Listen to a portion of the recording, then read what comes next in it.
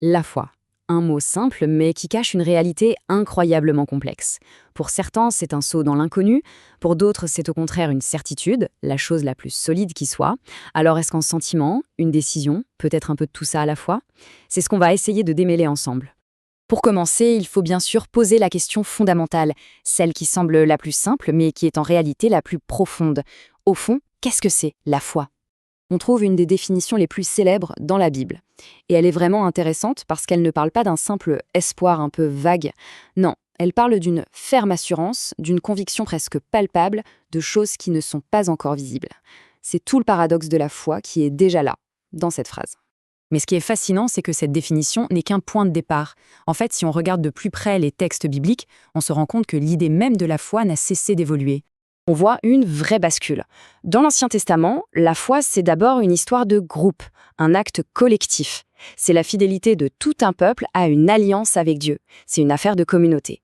Et puis, avec le Nouveau Testament, l'angle change complètement. La foi devient une réponse profondément personnelle, individuelle. C'est l'engagement direct d'une personne face au message du Christ. On passe vraiment du « nous » au « je », et ça, c'est un changement fondamental. Justement, cette idée de foi personnelle, ça nous amène tout droit à un débat qu'on entend beaucoup aujourd'hui. Est-ce qu'on peut avoir la foi sans appartenir à une religion? Est-ce que l'un est plus authentique que l'autre? C'est la grande question, qui provoque pas mal de discussions. Est-ce que l'une peut vraiment exister sans l'autre? Allons voir ce que certains en disent.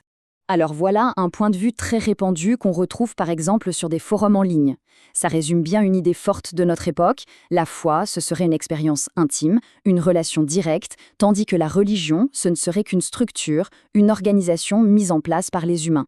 Certains vont même plus loin dans la critique. De ce point de vue, la religion organisée pourrait instrumentaliser l'émotion liée à la foi et au final, créer des divisions et des barrières là où la foi est censée ressembler.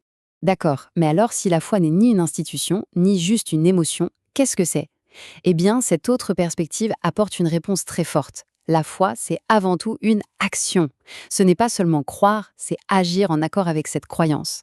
Et là, on arrive sur un des plus grands terrains de débat intellectuel, la relation entre la foi et la raison. Est-ce que ce sont deux forces opposées, condamnées à être en conflit permanent? C'est un point absolument crucial qui vient bousculer une idée reçue. Pour beaucoup de penseurs, la foi chrétienne n'est pas du tout un saut aveugle dans l'irrationnel. Au contraire, ce serait une confiance rationnelle, c'est-à-dire une conclusion logique qui s'appuie sur l'analyse de preuves. Mais à quoi il ressemble, ce cheminement rationnel? On pourrait le décomposer en 4 étapes, un peu comme une enquête. D'abord, on examine les preuves, les témoignages qu'on a à disposition. Ensuite, étape très importante, on évalue la fiabilité de ces sources. À partir de là, on peut formuler une conclusion logique. Et enfin, l'acte de foi, c'est de faire confiance à la conclusion qui semble la plus raisonnable. La raison n'est donc pas mise de côté, elle est le chemin qui mène à la foi. Bon, on a parlé théologie, philosophie, mais dans la pratique, ça donne quoi?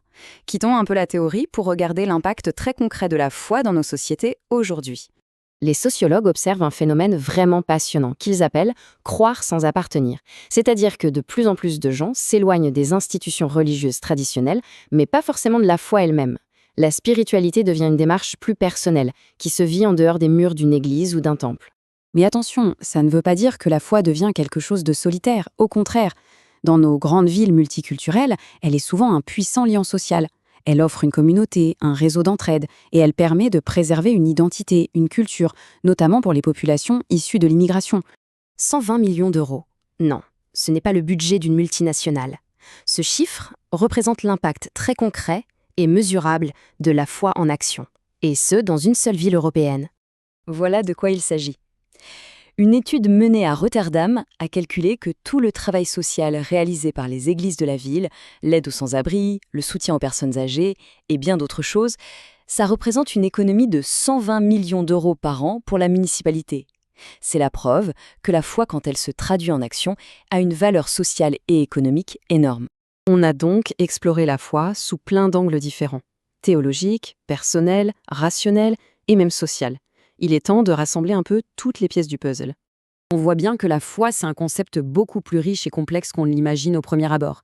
C'est tout ça à la fois. C'est une confiance en ce qu'on ne voit pas, c'est une relation intime, mais ça peut aussi être une démarche raisonnée, une force qui crée du lien social et pour beaucoup, un pilier de leur identité.